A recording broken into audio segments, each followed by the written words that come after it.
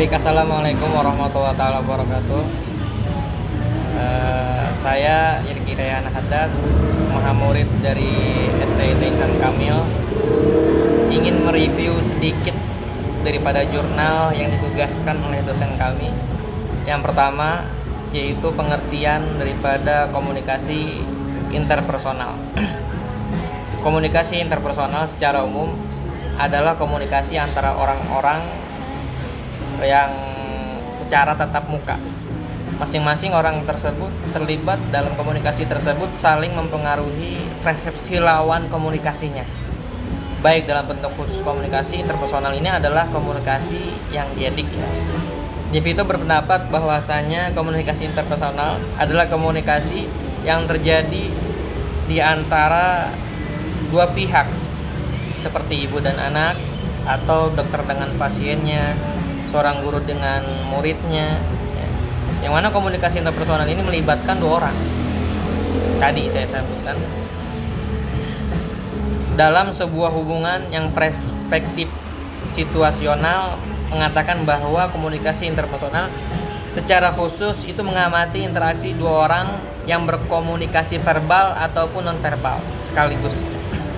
Komunikasi interpersonal juga memiliki kecepatan umpan balik yang cepat. Komunikasi interpersonal merupakan komunikasi antara dua orang yang mengalami tahap interaksi dan relasi tertentu. Mulai dari tingkatan akrab sampai tingkatan perpisahan dan berulang kembali terus-menerus seperti itu. Bisa kita ketahui daripada ciri-ciri komunikasi interpersonal itu yang pertama dua arah.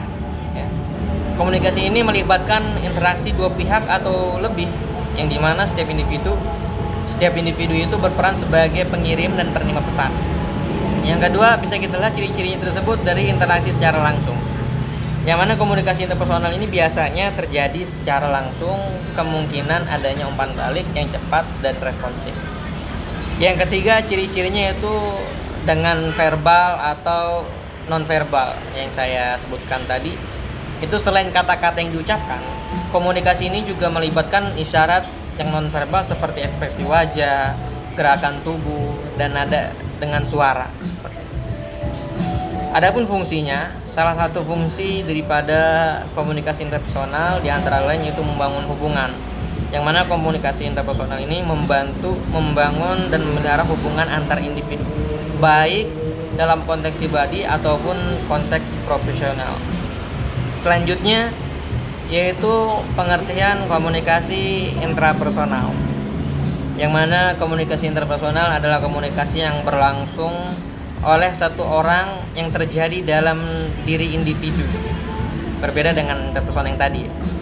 Seperti ketika berimajinasi, seolah-olah berkomunikasi dengan diri sendiri. Komunikasi ini membantu membangun seperti kreativitas, imajinasi, pemahaman, dan pengendalian diri, serta meningkatkan kedewasaan dalam berpikir sebelum mengambil keputusan. Selanjutnya, komunikasi ini juga akan membantu menjaga seorang atau individu sadar akan peristiwa yang terjadi di sekitar mereka.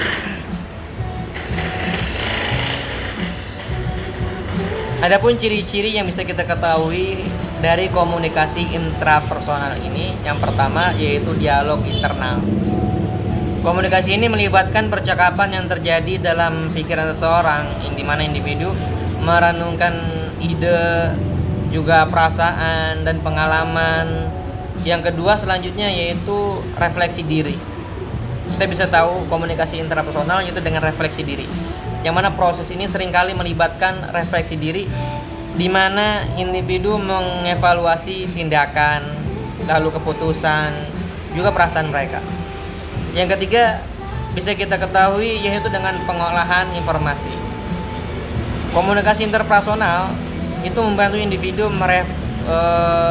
memproses informasi yang diterima dari lingkungan dan pengalaman pribadi.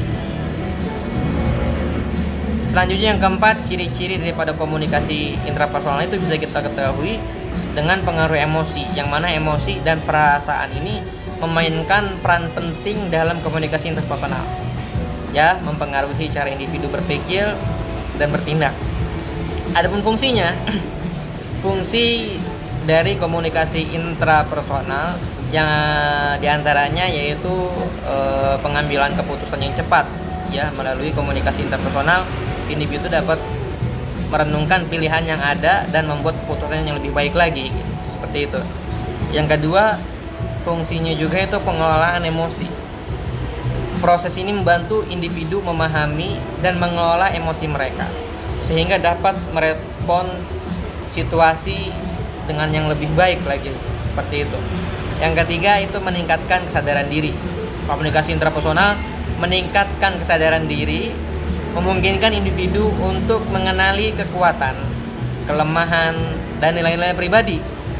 Selanjutnya, fungsi yang terakhir ini yaitu bisa kita dapatkan sebagai perencanaan dan tujuan, yang mana individu dapat merencanakan langkah-langkah untuk mencapai tujuan pribadi dan profesional melalui refleksi dan pemikiran yang cerah, seperti itu.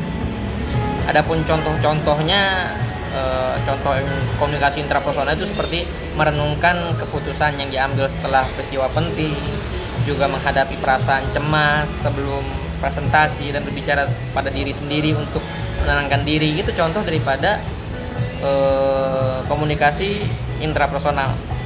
Lalu juga seperti menulis jurnal untuk merefleksikan pengalaman dan emosi sehari-hari, seperti itu. Selanjutnya itu kesimpulan. Komunikasi interpersonal adalah aspek, ya, kita dapat simpulkan bahwasanya komunikasi interpersonal itu adalah aspek penting dari kehidupan mental dan emosional individu.